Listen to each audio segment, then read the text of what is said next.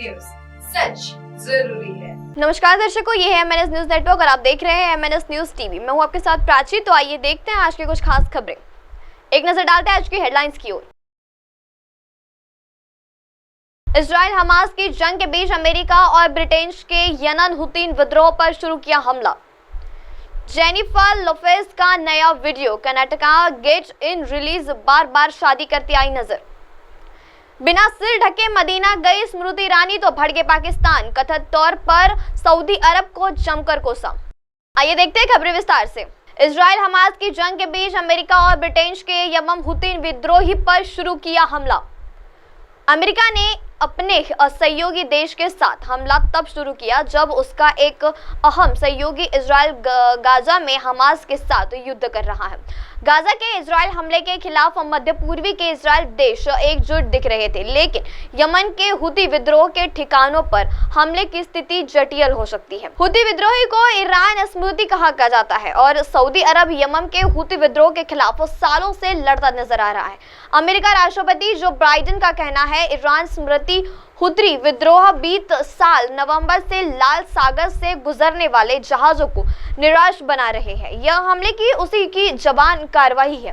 उन्होंने कहा है कि इस हमले में उन्होंने इजराइल, ऑस्ट्रेलिया, कनाडा और बहरीन समेत अन्य कई मुस्तैद से मदद मिल रही है। वहीं ब्रितानी प्रधानमंत्री ऋषि सुनक ने कहा है कि रॉयल एयरफोर्स ने लड़ाकू विमानों की मदद से हुती विद्रोह सैन्य ठिकानों पर निशाना लगाकर हमले किए गए हैं। उन्होंने यह भी कहा है कि स्मृति जरूरी और आत्मरक्षण के लिए उठाया गया कदम।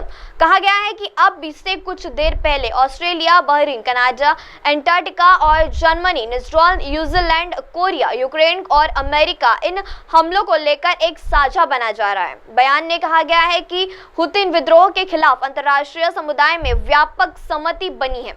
संयुक्त सुरक्षा संगठन प्रदर्शन में बीते महीनों ही एक प्रस्ताव लाया गया था जिसमें कहा गया है कि हुती विद्रोह से अपील की गई कि लाल महासागर के लाने ले जाने वाले जहाजों पर हमला बंद कर देना चाहिए। आइए बढ़ते हैं अगली खबर की ओर।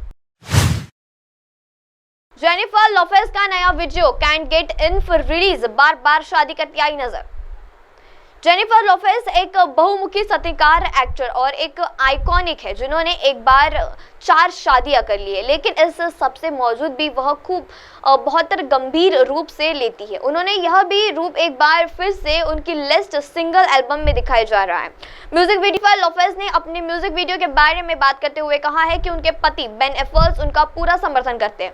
उन्होंने कहा है कि वह मुझे एक कलाकार के रूप में देखते हैं और वह जानते हैं कि मैं खुद को अभिव्यक्त करने जा रही। उन्होंने आगे कहा है कि वह मेरे सबसे बड़े प्रशंसक और सबसे बड़े समर्थक हैं। आइए बढ़ते अगली खबर की ओर। बिना सिर ढके मक्का मदीना गई स्मृति ईरानी तो भड़के पाकिस्तानी, कथित तौर पर सऊदी अरब को जमकर कोसा। केंद्रीय अल्पसंख्यक कल्याण स्मृति ईरानी के ऐतिहासिक मक्का मदीना दौरे के बाद पाकिस्तान और कथित तौर पर समूह में गुस्सा फूट पड़ा है। कथित पंक्तियों का कहना है कि सऊदी अरब को एक गैर मुस्लिम को मदीना की यात्रा करने की अनुमति नहीं देनी चाहिए। केंद्रीय मंत्री स्मृति ईरानी इसी सप्ताह सऊदी अरब के दौरे पर गई थी। उनका यह दौरा सऊदी अरब के भारत के संबोधन को बेहतर बनाने और राजनीतिक मिशन का एक हिस्सा था।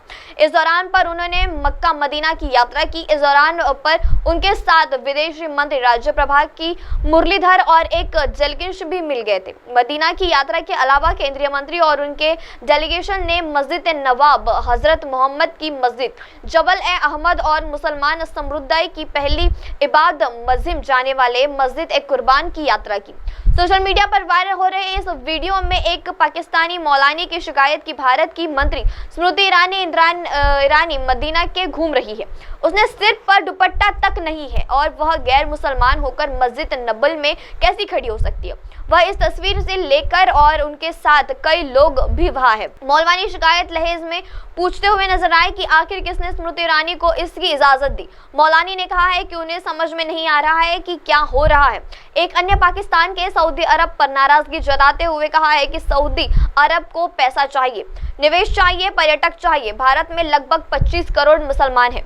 सऊदी अरब ने सोचा क्या और भारत को मुसलमान को ग्राहक की किस तरह से इस्तेमाल करने दे रहे हैं। अब आप हमारे न्यूज चैनल को अपने मोबाइल ऐप पर भी देख सकते हैं। अपने मोबाइल ऐप पर देखने के लिए प्ले स्टोर से MNS news TV app download करें। इंस्टा, हाइक, ट्विटर, कुक और फेसबुक जैसे कई सोशल मीडिया प्लेटफॉर्म पर हमारा चैनल उपलब्ध है। आप इसे यूट्यूब पर भी देख सकते हैं, आप उसे यूट्यूब लाइव भी देख सकते हैं www.mnsnewstv.com पर। अब वक्त तो चला है दर्शकों ब्रेक का। ब्रेक से लौटने के बाद देखिएगा देश और दुनिया की तमाम बड़ी खबरें। बने रहिए MNS न्यूज टीवी पर। नमस्कार।